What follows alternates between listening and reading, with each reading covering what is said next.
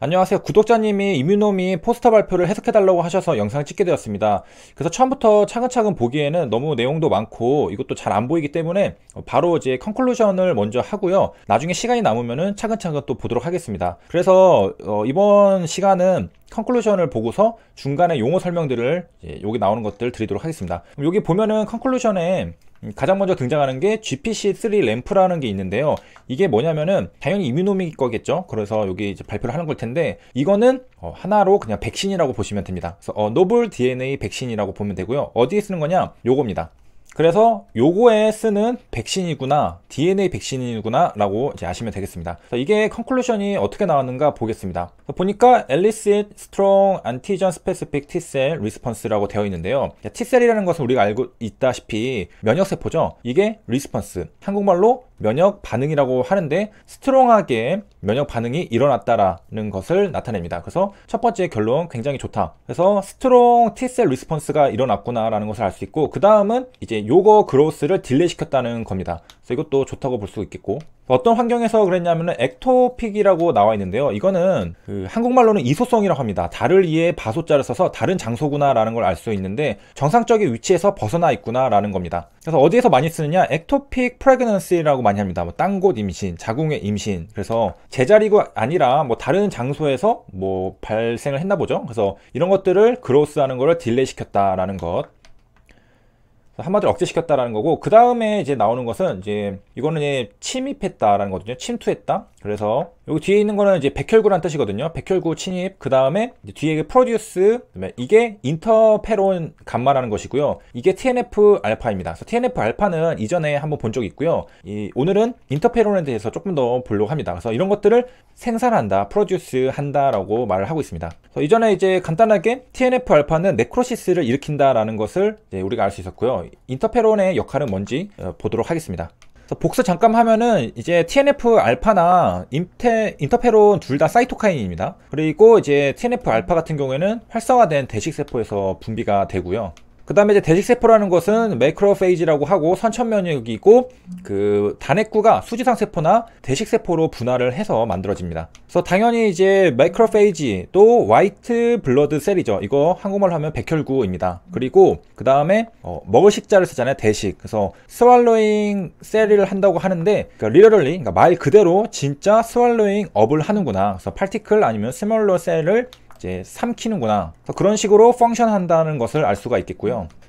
그래서 이제 대식세포가 내 독소를 만나면은 저 TNF 알파를 분비한다라는 것까지 이제 했고, 그 다음에 처음에 발견될 때는 야, 이게 죽이는 애, 네크로시스 일으키는 애구나 라고 좋아했는데, 실제로는 이거 같은 경우에는 저런 작용 기전이 망가져 있기 때문에 이걸로 사용하기보다는 이제는 저것들을 억제해가지고 오히려 이제 염증을 줄이는 자가면역 질환을 치료하는 데 사용한다라고 알려드렸었습니다. 그 다음에 이제 1980년대 임상 연구를 보니까 TNF 최대 도수, 맥시멈 도수로 전신 투여할 경우에는 정상 조직에도 독성이 작용하는 것이 확인이 되었다. 왜냐면 저게 네크로시스를 일으키는 거거든요. 아무튼 여기까지 정리했고, TNF 알파랑 인터페론이 있었는데, 인터페론도 사이토카인이라고 했죠. 당 단백질에 속하고, 영어 인터피어, 간섭하다라는 데서 나왔다고 합니다. 그러니까 우리 면역 작용에 뭐 간섭한다라는 뜻을 생각을 하면 되겠고요. 혹은 뭐 바이러스 증식하는 것을 뭐 간섭해서 막는다라고 생각을 하시면 되겠습니다. 그래서 이제 기본적으로 이제 인터페론 같은 경우에는 NK 세포나 대식 세포 등 선천 면역이거든요. 얘네들이 활성화 시켜주는데 도움을 준다라는 것이고, 그래서 앞으로 이제 보겠지만 인터페론 종류가 1형, 2형, 3형이 있고요. 알파, 베타, 감마 뭐 이렇게 있습니다. 그래서 이것들도 이제 정리를 해야 되겠고요. 뒤로 가면 헷갈릴 테니까 한번 중간 정리를 할 필요가 있겠죠. 그래서 인터페론은 공통적으로 항바이러스다. 그 다음에 이거 억제 유전 효과가 있다라는 것입니다.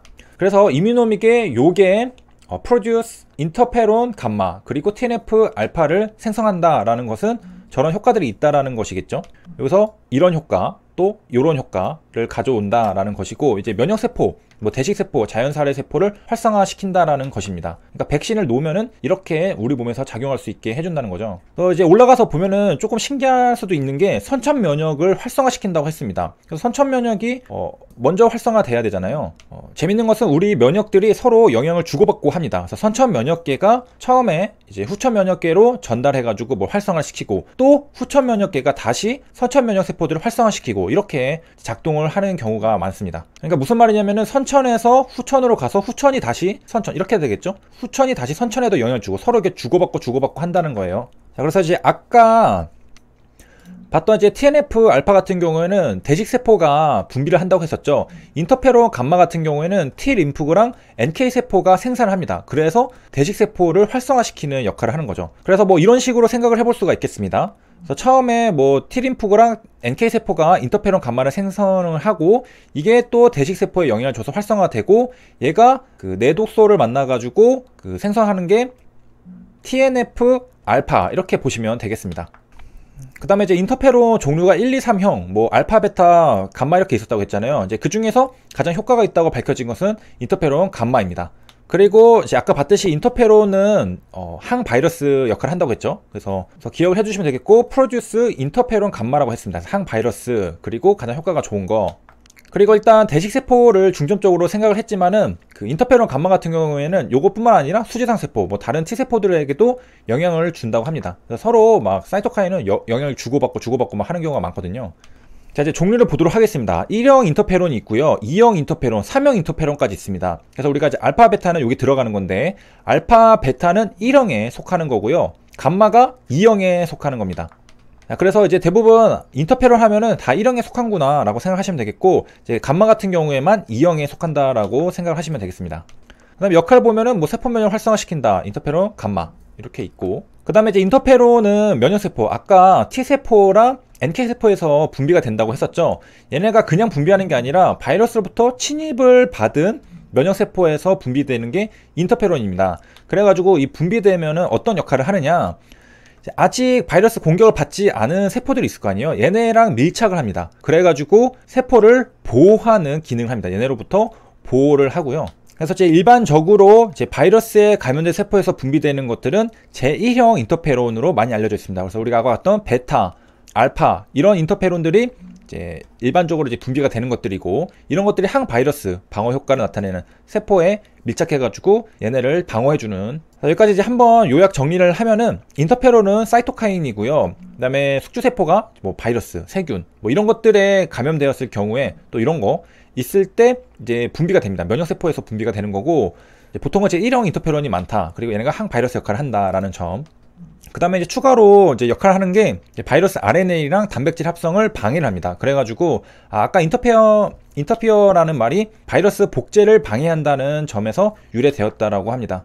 그 다음에 추가로 이제 세포, 면역세포들을 활성화시킨다고 했죠. 그래서 NK세포, 대식세포 이런 애들을 활성화시킵니다. 그 다음에 이제 추가로 여기에서 MHC의 발현을 증가시킴으로써 항원 제시 능력을 향상시킵니다.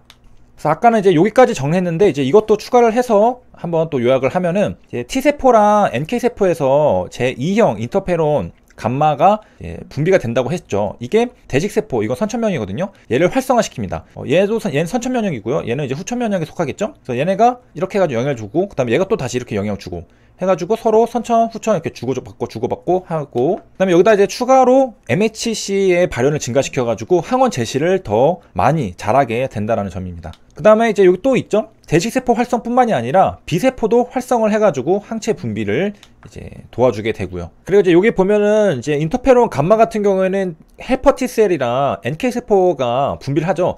대식세포도 인터페론을 이제 분비를 합니다. 굉장히 여기서 헷갈릴 수가 있는데, 인터페론 감마 아까 봤듯이 이제 헬퍼 T셀이랑 NK세포가 분비를 하는데요.